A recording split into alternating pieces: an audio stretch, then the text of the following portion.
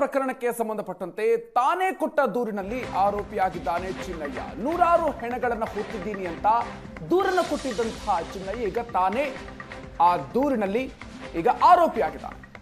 ಧರ್ಮಸ್ಥಳ ಠಾಣೆಯಲ್ಲಿ ದಾಖಲಾಗಿದ್ದಂಥ ಕೇಸ್ನಲ್ಲಿ ಈಗ ಅರೆಸ್ಟ್ ಆಗಿರೋದು. ಧರ್ಮಸ್ಥಳ ಠಾಣೆಯ ಕೇಸ್ ತನಿಖೆ ನಡೆಸ್ತಾ ಇರುವಂತ ಎಸ್ಐಟಿ ಧರ್ಮಸ್ಥಳ ಠಾಣೆ ಎಫ್ಐಆರ್ ನಲ್ಲಿ ಹೊಸ ಸೆಕ್ಷನ್ ಅನ್ನು ಕೂಡ ಎಸ್ಐಟಿ ಸೇರ್ಪಡೆಗೊಳಿಸಿದೆ.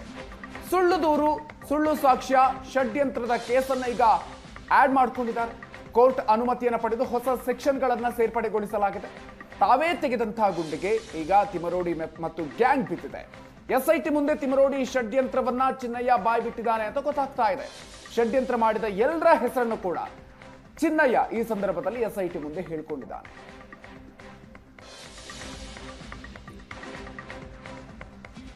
ಇನ್ನು ಚಿನ್ನಯ್ಯ ಈ ಪ್ರಕರಣದಲ್ಲಿ ಅರೆಸ್ಟ್ ಆಗಿರೋದು.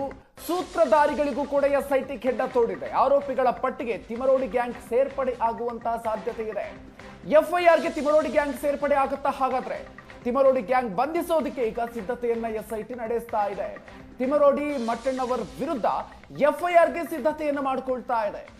ಇದರ ಜೊತೆಗೆ ಸಮೀರ್ ಹಾಗೂ ಅಜಯ್ ಇವರನ್ನು ಕೂಡ ಆರೋಪಿಯನ್ನಾಗಿಸೋದಕ್ಕೆ ತಯಾರಿಯನ್ನ ಮಾಡಿಕೊಳ್ತಾ ಇದ್ದಾರೆ. ಹೆಚ್ಚಿನ ಡೀಟೇಲ್ಸ್ ಕೊಡ್ತಾರೆ ನಮ್ಮ ಪ್ರತಿನಿಧಿ ರಮೇಶ್. ಇದೀಗ ನಮ್ಮ ಜೊತೆಗೆ ನೇರ ಸಂಪರ್ಕದಲ್ಲಿ ಜಾಯ್ನ್ ಆಗ್ತಾ ಇದ್ದಾರೆ. ರಮೇಶ್, ಈ ಪ್ರಕರಣಕ್ಕೆ ಸಂಬಂಧಪಟ್ಟಂತೆ ಚಿನ್ನಯ್ಯ ಮಾತ್ರ ಅಲ್ಲ, ಪ್ರಕರಣದ ಹಿಂದಿರುವಂತಹ ಸೂತ್ರಧಾರಿಗಳಿಗೂ ಕೂಡ ಎಸ್ಐಟಿ ಕೆಡ್ಡವನ್ನ ತೋಡಿದೆ ಅನ್ನುವಂಥದ್ದು ಏನೆಲ್ಲ ಡೀಟೇಲ್ಸ್ ಇದೆ?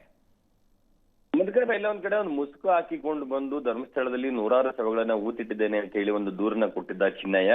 ಆ ದೂರಿನಲ್ಲಿಯೇ ಈಗ ಚಿನ್ನಯ್ಯ ಅರೆಸ್ಟ್ ಆಗಿರುವಂತದ್ದು. ಅಂದ್ರೆ ನಿನ್ನೆ ಅದನ್ನ ಬಂಧಿಸಿದ ನಂತರ ಒಂದು ಹೊಸದಾಗಿ ಎಫ್ಐಆರ್ ದಾಖಲು ಮಾಡಿ ಅಂದ್ರೆ ಷಡ್ಯಂತ್ರದ ದೂರನ್ನ ದಾಖಲು ಮಾಡಿಕೊಂಡಿರಬಹುದು ಅನ್ನುವಂತ ಒಂದಷ್ಟು ಮಾಹಿತಿಗಳಿದ್ದು. ಆದ್ರೆ ಎಸ್ಐಟಿ ಮೂಲಗಳು ಹೇಳ್ತಾ ಇದೆ ಯಾವುದೇ ಹೊಸ ದೂರನ್ನ ದಾಖಲು ಮಾಡಿಕೊಂಡಿಲ್ಲ. ಚಿನ್ನಯ್ಯ ಕೊಟ್ಟಂತ ದೂರಿನಲ್ಲಿಯೇ ಕೂಡ ಹೊಸದಾಗಿ ಸೆಕ್ಷನ್ ಗಳನ್ನ ಆಡ್ ಮಾಡ್ಕೊಳ್ಳಲಾಗಿದೆ. ಮತ್ತೆ ಕೋರ್ಟ್ಗೆ ಅನುಮತಿಯನ್ನ ಪಡೆದು ಒಂದು ಎಫ್ಐಆರ್ ನ ದಾಖಲೆ ಅಂದ್ರೆ ಅದರಲ್ಲಿಯೇ ಕೂಡ ಅದನ್ನ ಸೆಕ್ಷನ್ಸ್ ಅನ್ನ ಆಡ್ ಮಾಡಿ ಈಗ ಅದನ್ನ ಅರೆಸ್ಟ್ ಮಾಡಲಾಗಿದ್ವಿ ಅನ್ನುವಂಥದ್ದು. ಮತ್ತೆ ಈಗ ನಾವು ವಿಚಾರಣೆ ಮಾಡುವಂತ ಸಂದರ್ಭದಲ್ಲಿ ಕೂಡ ಯಾರ್ಯಾರು ಈ ಷಡ್ಯಂತ್ರದಲ್ಲಿ ಇದ್ರು ಅನ್ನುವಂತ ವಿಚಾರವನ್ನ ಆತ ಬಾಯ್ಬಿಟ್ಟಿದ್ದಾನೆ ಅನ್ನುವಂಥದ್ದು. ಅದರಲ್ಲಿ ವಿಶೇಷವಾಗಿ ಮಹೇಶ್ ಶೆಟ್ಟಿ ತಿಮರೋಡಿ ಜೊತೆಗೆ ಗಿರೀಶ್ ಮಟ್ಟಣ್ಣವರು, ಸಮೀರ್ ಸೇರಿದಂತೆ ಹಲವು ಷಡ್ಯಂತ್ರಗಾರರ ಹೆಸರುಗಳನ್ನ ಇದರಲ್ಲಿ ಸ್ಪೆಸಿಫಿಕ್ ಆಗಿ ಹೇಳಿದ್ದಾನೆ. ಹಾಗಾಗಿ ಈತನನ್ನ ಈಗ ಅರೆಸ್ಟ್ ಮಾಡಿ 10 ದಿನ ವಶಕ್ಕೆ ಪಡೆದು ವಿಚಾರಣೆಯನ್ನ ಮಾಡ್ತಾ ಇದೀವಿ. ಮುಂದಿನ ಈ ಷಡ್ಯಂತ್ರದಲ್ಲಿ ಭಾಗ ಯಾರ್ಯಾರಿದ್ದಾರೆ ಆ ಎಲ್ಲವನ್ನೂ ಕೂಡ ಕೂಲಂಕುಷವಾಗಿ ತನಿಖೆಯನ್ನು ನಡೆಸಿ ಎಲ್ಲರ ವಿರುದ್ಧವೂ ಕ್ರಮ ಆಗುತ್ತೆ ಅನ್ನುವಂಥದ್ದನ್ನ ಎಸ್ಐಟಿ ಮೂಲಗಳು ಸ್ಪಷ್ಟವಾಗಿ ಹೇಳ್ತಾ ಇದೆ. Madhukar, okay, thank you Ramesh ಡೀಟೇಲ್ಸ್ಗೆ.